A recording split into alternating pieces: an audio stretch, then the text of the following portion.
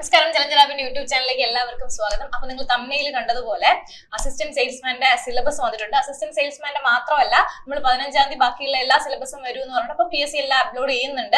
അപ്പൊ ഒരുവിധം എല്ലാ സിലബസ് SI, ഡിഗ്രി പ്രിലിംസിനൊന്നും മാറ്റമില്ല. അപ്പൊ അസിസ്റ്റന്റ് സെയിൽസ്മാന്റെ കാറ്റഗറി കോഡ് 527/2024 ആണ്. അപ്പൊ അത് നമ്മൾ അതൊക്കെ ഡിസ്കസ് ചെയ്തിരുന്നു. എന്ത് ചെയ്യുക, അപ്പൊ ഇനി അപ്ലൈ ചെയ്യാതെ പ്രിപ്പയർ ചെയ്യുന്നവർ എന്ത് ചെയ്യുക, നന്നായിട്ട് പ്രിപ്പയർ ചെയ്യുക. അപ്പൊ അതിന്റെ സിലബസ് വന്നിട്ടുണ്ട്. അപ്പൊ അതിന് പ്രിലിംസ് ഇല്ല, മെയിൻസ് ആണ് ഉള്ളത്. അപ്പം ഓഗസ്റ്റ് ഒക്ടോബറിലാണ് നമുക്ക് എക്സാം വരുന്നതെന്ന് PSCയുടെ കലണ്ടർ 2025 കലണ്ടറിൽ വന്നപ്പോൾ പറഞ്ഞിട്ടുണ്ട്. അതിന് പ്രിലിംസ് ഇല്ല, മെയിൻസ് മാത്രമായിരിക്കും. ഓഗസ്റ്റ് ഒക്ടോബറിലായിരിക്കും എക്സാം വരുന്നത്. അപ്പൊ നിങ്ങൾക്ക് ഒരുപാട് സമയമുണ്ട് പഠിക്കാൻ. അപ്പൊ അതിന്റെ വിശദമായിട്ടുള്ള സിലബസ് നമുക്കൊന്ന് നോക്കാം.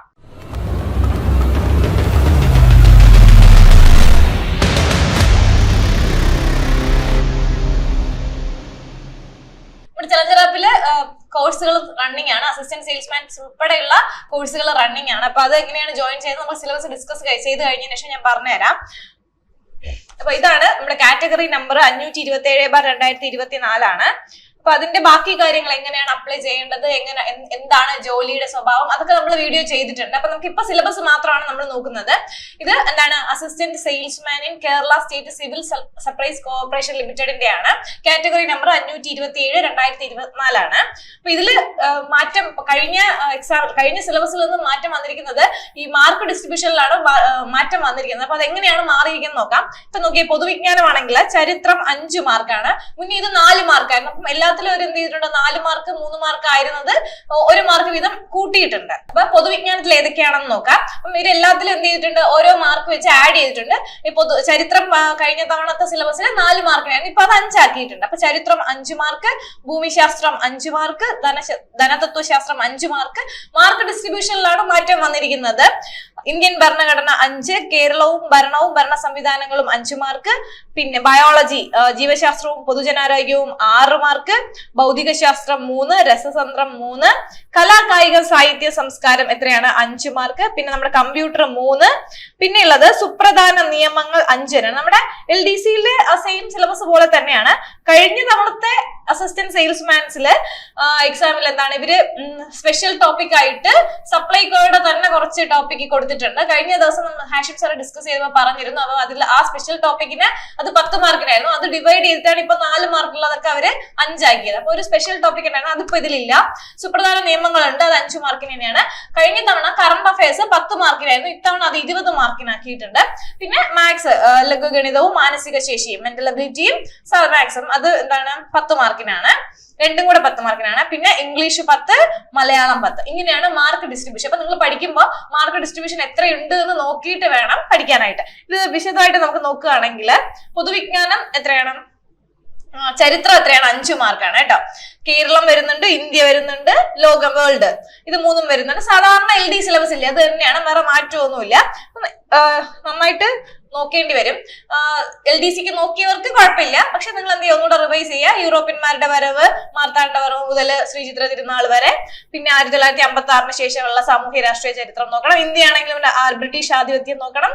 1ാം സ്വാതന്ത്ര്യ സമരം, സ്വദേശി പ്രസ്ഥാനം, പിന്നെ ഗാന്ധിജിയും സ്വാതന്ത്ര്യ സമരവും മഹാത്മാഗാന്ധിയും, അങ്ങനെ കുറച്ച്.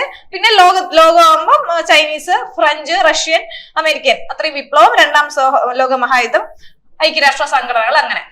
ഇനി വരുന്ന ജിയോഗ്രഫി, ഭൂമിശാസ്ത്രം എത്ര മാർക്കാണ്, 5 മാർക്കാണ്. അതിലെന്താണ്, ഭൂമിയുടെ ഘടന, അന്തരീക്ഷം, പാറകള്, ഭൗമോപരിതലം, അന്തരീക്ഷ മർദ്ദവും കാറ്റും താപനിലയും ഋതുക്കളും സെയിമസ് എന്ന് തന്നെയാണ്. LDCയുടെ സിലബസ് തന്നെയാണ്. ഓക്കെ, വേറെ മാറ്റമൊന്നുമില്ല. പിന്നെ ഇന്ത്യയിലെ ഭൂപ്രകൃതി നോക്കുക, കേരളത്തിന്റെ ഭൂപ്രകൃതി, അതിലും പ്രത്യേകിച്ച് മാറ്റമൊന്നുമില്ല. കഴിഞ്ഞ തവണത്തെ സിലബസ് തന്നെയാണ്. എന്താണ്, 4 മാർക്ക് എന്നുള്ളത് 5 മാർക്ക് ആയിന്നേ ഉള്ളൂ. ഇപ്പൊ ഞാൻ പറഞ്ഞല്ലോ, കഴിഞ്ഞ തവണത്തെ സിലബസിൽ സുപ്രധാന നിയമങ്ങൾ അല്ലാണ്ട് ഒരു സ്പെഷ്യൽ ടോപ്പിക്, അതായത് സപ്ലൈകോ ആയിട്ട് ബന്ധപ്പെട്ട, സപ്ലൈകോയിലാണല്ലോ, അപ്പൊ കഴിഞ്ഞ തവണ സപ്ലൈകോ ആയിട്ട് ബന്ധപ്പെട്ടുള്ള ഒരു സ്പെഷ്യൽ ടോപ്പിക് ഉണ്ടായിരുന്നു, 10 മാർക്കിനായിരുന്നു. അതിപ്പോ മാറ്റിയിട്ടുണ്ട്. പിന്നെന്താണ്, നമ്മുടെ കറണ്ട് അഫയേഴ്സ് ഇമ്പോർട്ടൻസ് കൂട്ടിയിട്ടുണ്ട്. 10 ആയിരുന്നത് 20 ആക്കിയിട്ടുണ്ട്. ഓക്കെയാണ്. പിന്നെ ധനതത്വശാസ്ത്രം 5 മാർക്ക്. ഇന്ത്യൻ ഭരണഘടന എത്രയുള്ളൂ, അത് വളരെ കൃത്യമായിട്ട് പറയേണ്ടത്. അതിന്റെ സമിതി, ആമുഖം, പൗരത്വം, അവകാശങ്ങൾ, നിർദ്ദേശക തത്വങ്ങളുണ്ട്, മൗലിക കടമകളുണ്ട്, പിന്നെ ഗവൺമെന്റിന്റെ ഘടകങ്ങള്, പിന്നെ ഭേദഗതികൾ 42, 44, 52, 73, 74, 86, 91, ഇത്രയുമാണ് ചോദിക്കുന്നത്. പിന്നെ പഞ്ചായത്ത് രാജ് ഉണ്ട്, പിന്നെ ലിസ്റ്റുകളുണ്ട്. എല്ലാ ലിസ്റ്റുകളും. അതാണ് ഇന്ത്യൻ ഭരണഘടനയില്. അത് എന്താ 5 മാർക്കിനാണ് കേട്ടോ. പിന്നെ കേരളം ഭരണവും ഭരണ സംവിധാനങ്ങളും 5 മാർക്കിനാണ്. നമ്മുടെ ഈ സിവിൽ സർവീസും ഭരണഘടന, പിന്നെ നമ്മുടെ കമ്മീഷൻസ്, വിവരാവകാശ മനുഷ്യാവകാശ കമ്മീഷനുകള്, അതുപോലെ തന്നെ തണ്ണീർത്തടം, ദുരന്ത നിവാരണം, പിന്നെ തൊഴിൽ പദ്ധതികളുണ്ട്, സ്ത്രീകളും കുട്ടികള് അങ്ങനെയുള്ള പദ്ധതികള്, പിന്നെ സാമൂഹിക ക്ഷേമം, അതുമായിട്ട് ബന്ധപ്പെട്ടുള്ള പദ്ധതികളും കാര്യങ്ങളും. പിന്നെയുള്ളത് ജീവശാസ്ത്രം, പൊതുജനാരോഗ്യം, അതെന്തായിട്ടുണ്ട് 6 മാർക്ക് ആക്കിയിട്ടുണ്ട്. അത് മനുഷ്യ ശരീരത്തിലുള്ള പൊതു അറിവ്, ജീവകങ്ങളും വിറ്റാമിൻസും അതിന്റെ അപര്യാപ്ത രോഗങ്ങളും സാംക്രമിക രോഗങ്ങളും രോഗകാരികളും.